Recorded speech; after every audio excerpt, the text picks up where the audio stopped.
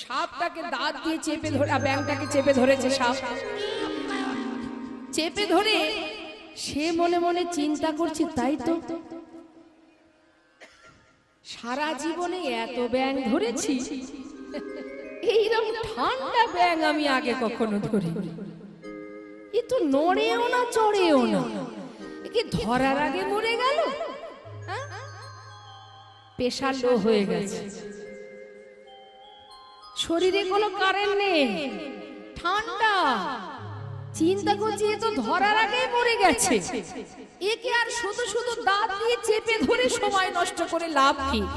তার থেকে ছেড়ে দিয়ে ধীরে সুস্থে সময় করে করে একটু একটু করে খাওয়া যাবে। এই ভেবে সাপ দেখছে ঠান্ডা, ব্যাঙ নড়ে না চড়ে না, হ্যাঁ একেবারে প্রেশার লো হয়ে গেছে। যাকে যাক, এই ব্যাঙ একে যখন একবার ধরেছি, এ তো মরে গেছে, আর পালাবার পথ খুঁজে পাবে না, অতএব একে ছেড়ে দিয়ে ধীরে ধীরে সময় করে খাবো। হ্যাঁ, এইবার সে যেই না ছেড়ে দিয়েছে, ছেড়ে দেওয়া মাত্রই ব্যাঙ দেখছে ছেড়েছে। এবার এই সুযোগ, হ্যাঁ কি করেছে, চারিদিকে দেখছে, চোখটা ঘুরিয়ে দেখেছে সামনে একটা ডোবা। হ্যাঁ, এই তো সুযোগ। সে এক লাফ দিয়ে ডোবার মধ্যে ঝাঁপিয়ে পড়েছে।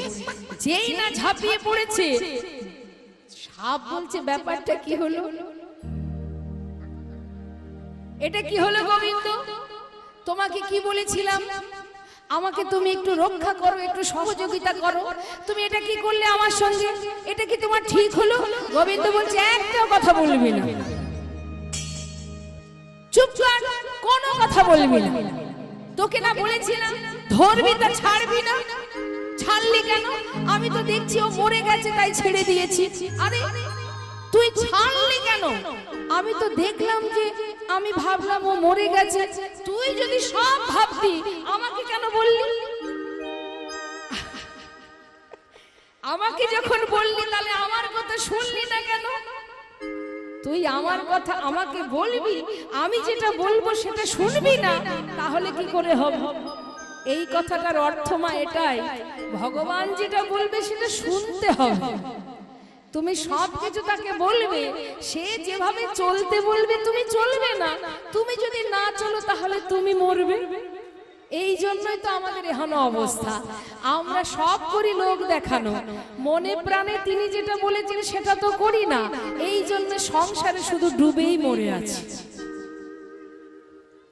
তাই তিনি যেটা বলবেন সেটা করতে হবে। হ্যাঁ, ফাঁকি দিলে, ভগবানের ফাঁকি দিলে কি হয়? তাই সাপ তখন বলছে, আজ আমি বুঝেছি অন্যের ক্ষতি করতে গেলে নিজের ক্ষতি হয় না। তাই গৌর হরি বল হরি।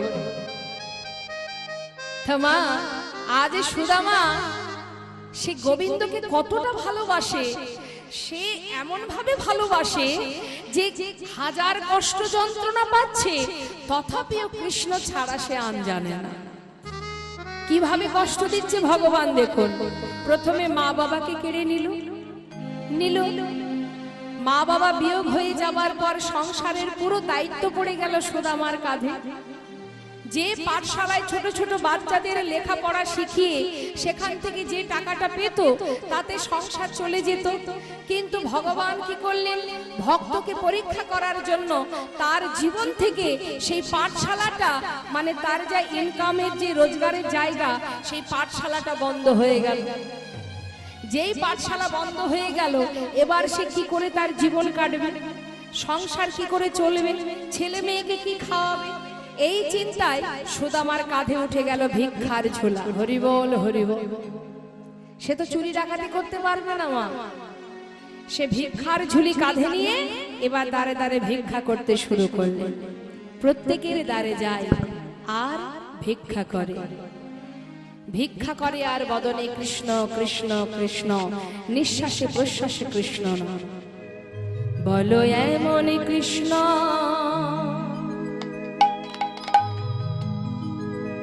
প্রেম আমার, ওগো দয়াময় কবে বা হবে?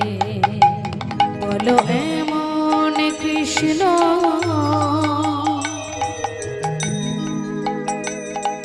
প্রেম আমার ওগো দয়াময় কবে বা হবে বলো এমন কৃষ্ণ প্রেম আমার ওগো দয়াময় কবে বা হবে বলো এমন কৃষ্ণ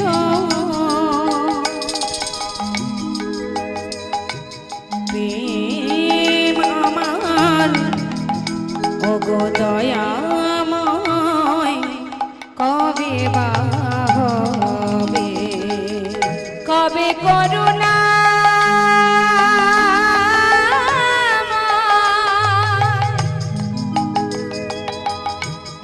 হে আমার করুণাময় করুণা করুণা করো কবে করুণা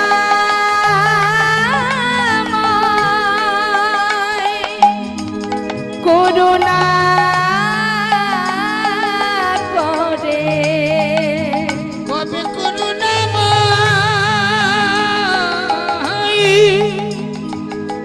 করুণা করে বলো দেখা বা দেবে করুণা হবে বলো এমন কৃষ্ণ এমন কৃষ্ণ এমন কৃষ্ণ বলো এমন কৃষ্ণ প্রেম আমার কবে বা হবে এমন কৃষ্ণ প্রেম আমার কবে বা হবে এমন কৃষ্ণ প্রেম আমার এমন কৃষ্ণ প্রেম আমার কবে বা হবে কবে বা হবে বলো এমন কৃষ্ণ প্রেম আমার ওগো দয়াময় কবে বা হবে বলো এমন কৃষ্ণ প্রেম আমার কবে বা হবে প্রতিদিন ভিক্ষা করে যদি গ্রামে মা সবাই যদি একজন ব্যক্তিকে প্রতিদিন গ্রামে আসতে দেখে ভিক্ষা দেবে তাকে একই ব্যক্তি গ্রামে প্রতিদিন ভিক্ষা করে কোনোদিন ভিক্ষা পায় কোনোদিন দেয় না এখন যেদিন ভিক্ষা পায় সেদিন কোন রকমে দিন কাটে আর যেদিন ভিক্ষা না পায় কোন রকমের সন্তানদের নিয়ে ওই ঘরে বসে বসে কৃষ্ণ কৃষ্ণ কৃষ্ণ রাত অতিবাহিত হয় দেখতে দেখতে পিতৃ সম্পদ বলতে যা ছিল সব শেষ হয়ে গেল আর কিছু নেই সব হারালো মা সব কিছু হারিয়ে ভগবানের কি পরীক্ষা দেখুন সব কিছু হারিয়ে কি করলেন না স্ত্রীকে নিয়ে সন্তানদের নিয়ে গাছতলা সার হলো একটা গাছের তলায় তার দিন কাটে রোদ্দুর ঝড় বৃষ্টি সবকিছু সমস্ত প্রকারের প্রাকৃতিক দুর্যোগ মাথায় করে নিয়ে ওই গাছতলাতে তার জীবন অতিবাহিত তার স্ত্রীর পরনে একটা মাত্র বস্ত্র মা একটা মাত্র শাড়ি আছে গায়ে তার সর্বত্রে ছেঁড়া এমন দুঃখের জীবন তাদের তথাপিও তার স্ত্রী কোনোদিন স্বামীকে বলে না যে স্বামী কেন আমাদের এত দুঃখ তার জীবনে একটা বাসনা ছিল ভোলানাথের চরণে ফুল তুলসী দিয়ে তার স্ত্রী সুশীলা ভগবানকে মানে মহাদেবকে জানাতেন হে প্রভু যদি কোনোদিন তুমি আমাকে স্বামীর ঘরে পাঠাও এমন স্বামীর ঘরে আমাকে দেবে সেই স্বামীর যদি অর্থ না থাকে কোনো দুঃখ নেই সে যেন সত্যবাদী হয় পেয়েছেও তাই কোনোদিন সুদামা অপরাধমূলক কাজ করতেন না, পাপ করতেন না, ভুল কাজ করতেন না, হ্যাঁ, কোনো পাপ হবে এমন কোনো কাজ তিনি করতেন না। তার সুশীলার মনে আনন্দ যে আমি একজন সৎ মানুষকে স্বামী রূপে পেয়েছি। তার পরনের বস্ত্রটা সর্বত্রে ছেঁড়া, তথাপিও তার দুঃখ নেই, তার দুঃখ স্বামীকে নিয়ে। স্বামী,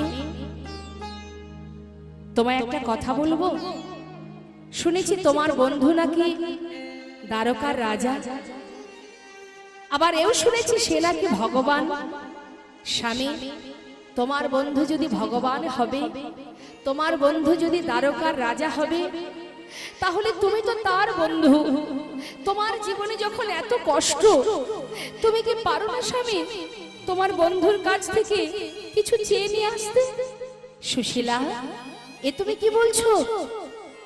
আজ আমার দুঃখের দিনে, আজ আমার অভাব, আজ আমার কষ্ট, আমার দারিদ্রতা, আর আজ এই অভাব আছে বলে, আমরা আজ কাঙাল হয়েছি বলে বন্ধুর কাছে গিয়ে হাত পেতে চাইব? আমি যে তার বন্ধু, আমি বন্ধু হয়ে বন্ধুর কাছে হাত পাতবো কি করে বলো? আমি চাইতে পারবো না। তাছাড়া তুমি তো জানো আমি প্রতিজ্ঞা করেছি ওর কাছে, ওর জন্য জীবনে কিছু করতে পারিনি আমি। আজ আমার এই দারিদ্রতার কারণে ওর কাছে হাত পাততে হবে আমায়। আমি পারবো না। তুমি আমাকে বলো না সুশীলা, আমি পারবো না। স্বামী, ঠিক আছে, বন্ধুর কাছে কিছু চাইতে না পারো, তোমার কি মনে হয় যে বন্ধুকে একবার দেখে আসি? তোমার কি মন চায় বন্ধুকে দেখার? চাই, ইচ্ছা হয়? হয়। তাহলে স্বামী, তুমি দেরি করছো কেন? যাও, কিছু চাইবার দরকার নেই, যাও তুমি তোমার বন্ধুকে দেখে এসো। বহুদিন হয়েছে, বহু বছর হয়ে গেছে তোমার বন্ধুর সঙ্গে তোমার দেখা হয়নি। যাও, বন্ধুর সঙ্গে কটা দিন থেকে এসো, দেখা করে এসো। সুশীলা, তুমি বলছো বটে, কিন্তু সেই বয়স তো আমার আর নেই। দেখতে পাচ্ছ না, সেই শক্তি নেই, সেই ক্ষমতা নেই, ভালো করে চলতে পারি না। দেখতে পাচ্ছ এতগুলো বছর চলে গেছে, আমি যে যাব তার কাছে তেমন কিছু নেই আমার, খালি হাতে কি করে যাব তার কাছে? স্বামী, তুমি তোমার বন্ধুর কাছে যাওয়ার জন্য কিছু নিয়ে যেতে চাও? হ্যাঁ, নিয়ে যাবে, বেশ। তুমি ঘরে বসো, আমি দেখছি কিছু করা যায় কিনা। ধনী পরিবারের কন্যা সুশীলা মা, সুদামা বন্ধুকে দর্শন করতে যাবে, বন্ধুকে দেখতে যাবে বলে, খালি হাতে যাবে না বলে তার স্ত্রী চললেন জীবের ঘরে ঘরে ভিক্ষা করতে। স্বামী, তুমি ঘরে থাকো, আজ আমি দেখছি কিছু করতে পারি কিনা। তোমার বন্ধুর জন্য কিছু চেয়ে নিয়ে আসি, ভিক্ষা করে নিয়ে আসি। সুশীলা দেরি না করে নিজের বসন অঞ্চলটি প্রত্যেকটা জীবের ঘরে গিয়ে সেই আঁচল পেতে বলছে, আমায় ভিক্ষা দাও গো নগরবাসী, ভিক্ষা দাও আমায় ভিক্ষা দাও গো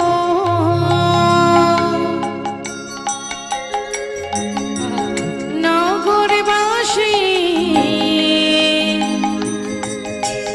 ভিক্ষা দাও আমায়, আমায় ভিক্ষা দাও গো নগরবাসী, ভিক্ষা দাও আমায়। তোমরা ভিক্ষা দাও ওগো নগরবাসী,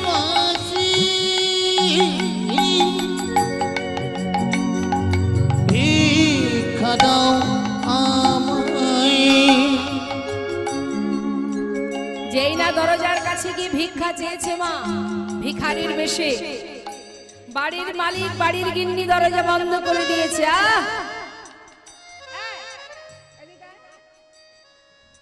দেখ দেখ, নতুন নতুন ভিখারি জ্বালায় কি গ্রাম ছেড়ে দেব? একে তো আগে কখনো দেখিনি, এ আবার কোথা থেকে উদয় হলো? এই যে বাড়ি কোথা? তোমাকে তো কখনো এই গ্রামে দেখিনি। কোথা থেকে এসেছো? দাঁড়ে দাঁড়ে ভিক্ষা করে খাও, এ বাড়ি ভিক্ষা হবে না, অন্য বাড়ি যাও। তাড়িয়ে দিয়েছে। দেখবেন না আমাদের সংসারে ইহজগতে অনেকে আছে, ভিখারি দরজার কাছে গিয়ে দাঁড়ালে তাকে নানা অজুহাতে তাড়িয়ে দেয়। হাত ফাঁকা নেই, এখন দিতে পারবো না, অন্য বাড়ি যাও। ভর দুপুরে কেন এসেছো? দিতে পারবো না, চলে যাও। নানা কারণে তাদেরকে তাড়িয়ে দেওয়া হয়। কিন্তু বাবা, আপনার দেওয়ার ক্ষমতা আছে, কিন্তু দেওয়ার জায়গা যদি না থাকে দেবেন কোথায়? আপনার টাকা আছে, অর্থ আছে, অনেক টাকার মালিক আপনি, কিন্তু দান যদি না করতে পারেন তাহলে দানের ফল পাবেন কি করে? ভিখারি আপনার দ্বারে এসে দাঁড়ানো মানে আপনি জানবেন আপনার সুকৃতি ভালো, কারণ আজকের দিনে আপনি যৎকিঞ্চিৎ দান করলে এই দানের কৃপা কিন্তু আপনিই পাবেন। তাই দান সেখানেই করে যার নেই। যেমন মনে করুন এই শীতের সিজনে বিভিন্ন জায়গায় দেখবেন কম্বল দান হয়, বস্ত্র দান হয়। কাদের দেয় মা? যার বস্ত্র আছে তাকে দেয়, যার নেই তাকে দেওয়া হয়। তার বিনিময়ে কি হয়? প্রভুর আশীর্বাদ আপনি লাভ করতে পারেন, তার কৃপা পান। তাহলে দানের জায়গা না থাকলে দান করা যাবে না। তাই ভিখারি দাঁড়িয়ে এলে কখনো ফিরিয়ে দেবেন না। দিও কিঞ্চিৎ, না করিও বঞ্চিত। তাকে বঞ্চিত না করলে তার বিনিময়ে প্রভুর কৃপা অর্থাৎ ভক্তি সেটা তো আপনিই পাবেন, তাই না? তাই মুখের উপরে দরজা বন্ধ করে দিয়ে বলছে অন্য বাড়ি যাও। আবার সুদামার স্ত্রী পাশের বাড়ি গেছে। আমায় ভিক্ষা দাও গো নগরবাসী, ভিক্ষা দাও আমায়, ভিক্ষা দাও ও গো নগরবাসী, ভিক্ষা দাও আমায়। ও গো তোমাদের,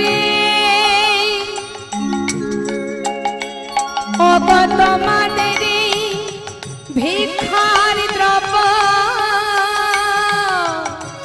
পাবে সে মোরা। ও গো তোমাদের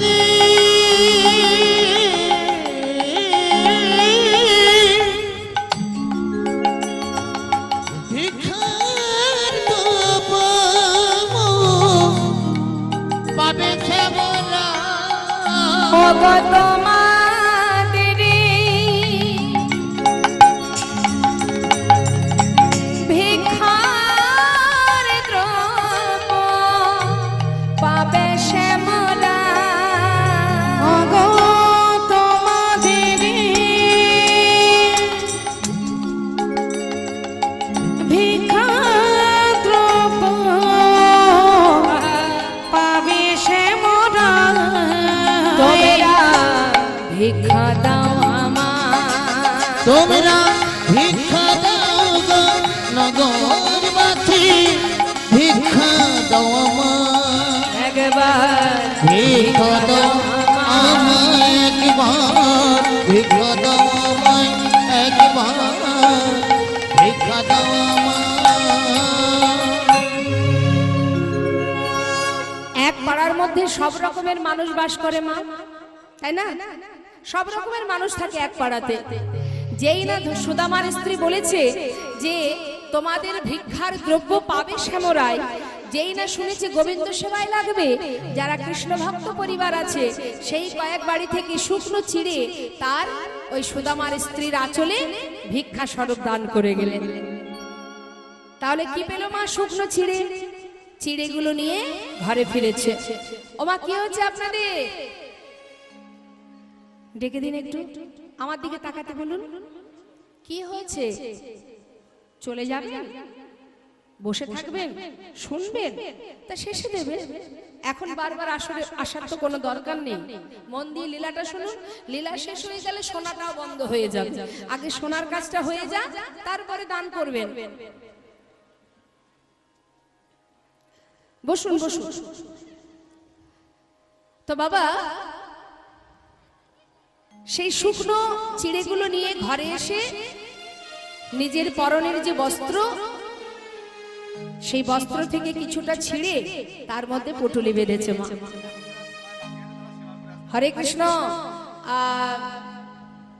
আবারও একবার বলছি কমিটির ভক্তগণের হয়ে, যে যারা এখনো প্রসাদ পেতে বাকি আছেন, আসন খালি আছে, সেবার আসন, আপনারা অতি শীঘ্রই চলে যান, সেবাটা করে আসুন। অনেক বেলা হয়েছে, প্রসাদ পেয়ে আসুন। যারা বাকি আছেন প্রসাদ পেয়ে আসুন। জয় রাধে রাধে রাধে। ওই যে হলুদ শাড়ি পরা মাকে একটু ডেকে দিন তো। আমি এখানে এখানে দেখতে পাচ্ছেন আমাকে? দেখতে পাচ্ছেন? হ্যাঁ, আর কথা নয়। এই আসনটা শোনার জন্য আর এই আসনটা বলার জন্য। আমি বলবো, আপনারা শুনবেন। হ্যাঁ, ওখানে যদি কথা হয় তাহলে এখানে বন্ধ হয়ে যাবে। তাই বলছি, সেবার ব্যবস্থা ওখানে হয়েছে, সেবা চলছে, এখন প্রায় শেষের দিকে। যারা বাকি আছেন তাড়াতাড়ি গিয়ে প্রসাদ পেয়ে আসুন। ঠিক আছে? সেবা হয়ে গেছে? হয়ে গেছে? বাহ, খুব সুন্দর। যারা বাকি আছে প্রসাদ পেয়ে আসুন। নেতাই গৌর হরি হরি।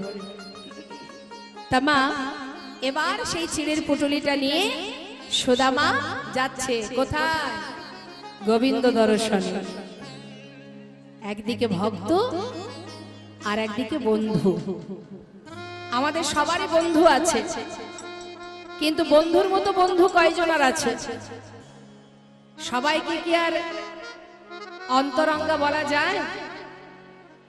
তা গোবিন্দের অন্তরঙ্গ বন্ধু হচ্ছে সুদামা আর সুবল সখা। হ্যাঁ, তা দেখুন এতটাই ভালোবাসে, আজ নিজের স্ত্রী, নিজের সন্তান সব ওই গাছতলাতে পড়ে রইল। গাছের তলায় তাদের না আছে নিরাপত্তা, না আছে ঘর, না আছে কোনো সুখ, সব কিছু ফেলে তুচ্ছ করে কেমন ভাবে গোবিন্দকে ভালোবাসে।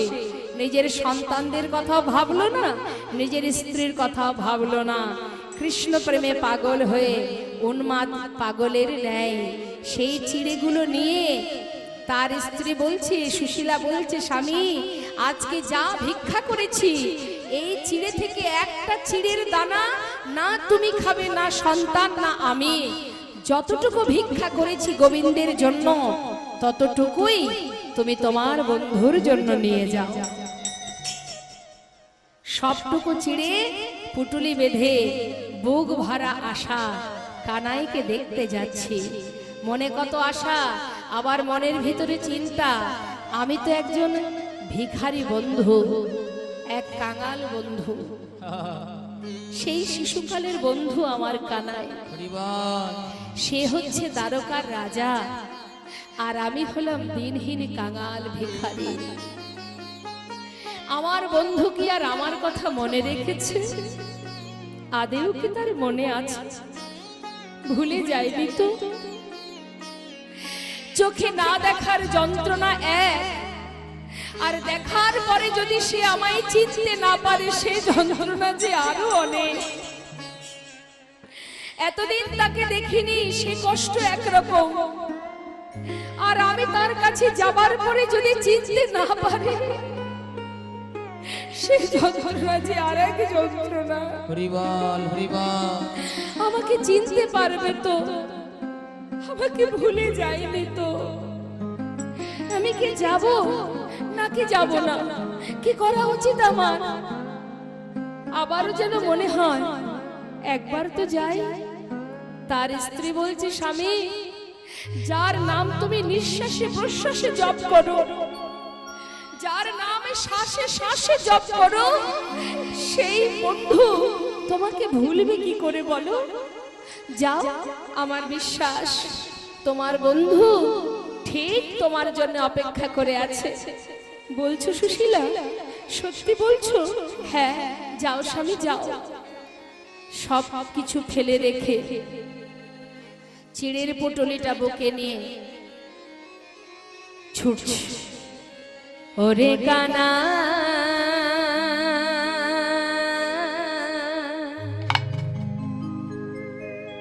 ওরে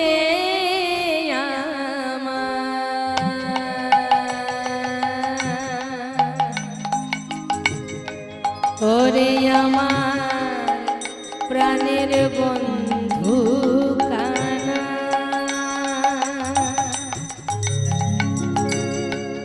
ওরে কানাই রে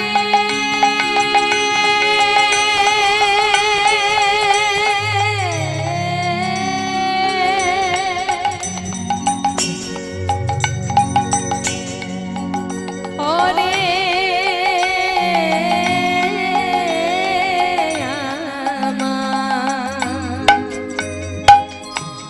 ওরে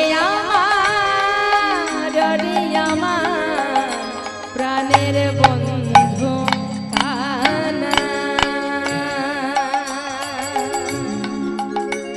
একবার দেখা দে রে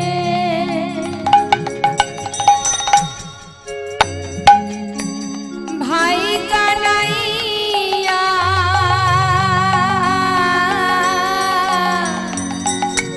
দেখা দে একবার দেখা দেবে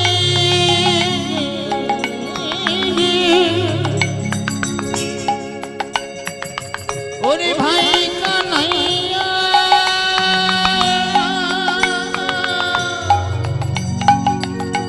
দেখা দে আমায় ওরে জীবনে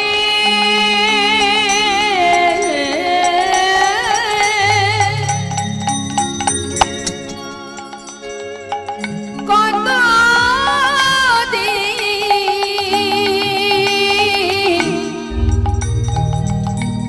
দেখিনি তোমার জীবনে কত দিন দেখিনি তোমায়, ওরে জীবনে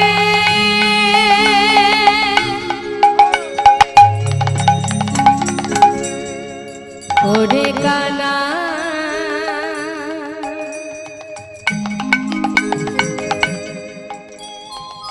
ওরে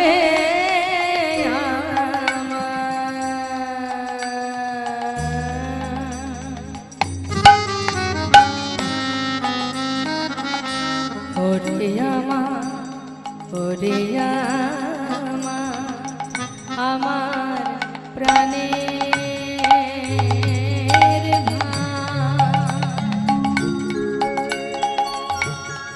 একবার দেখা দে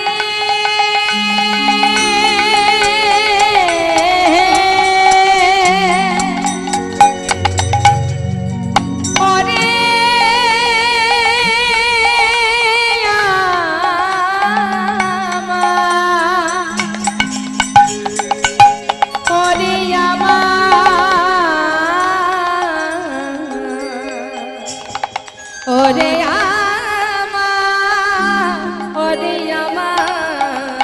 ওরে আমার বন্ধু কানা, একবার দেখা দে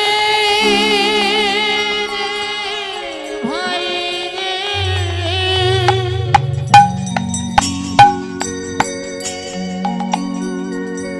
আমি কতদিন তোরে দেখি না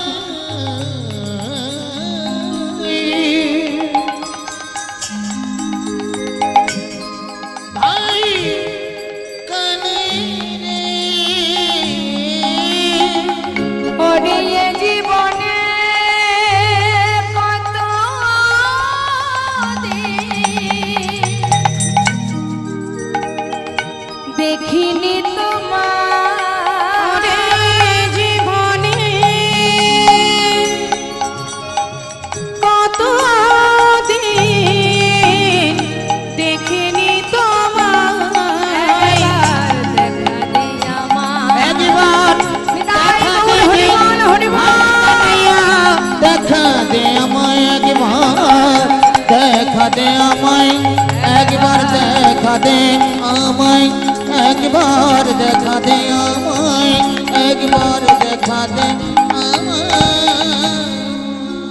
পথের ধারে যাকে দেখছে তাকে জিজ্ঞাসা করছে,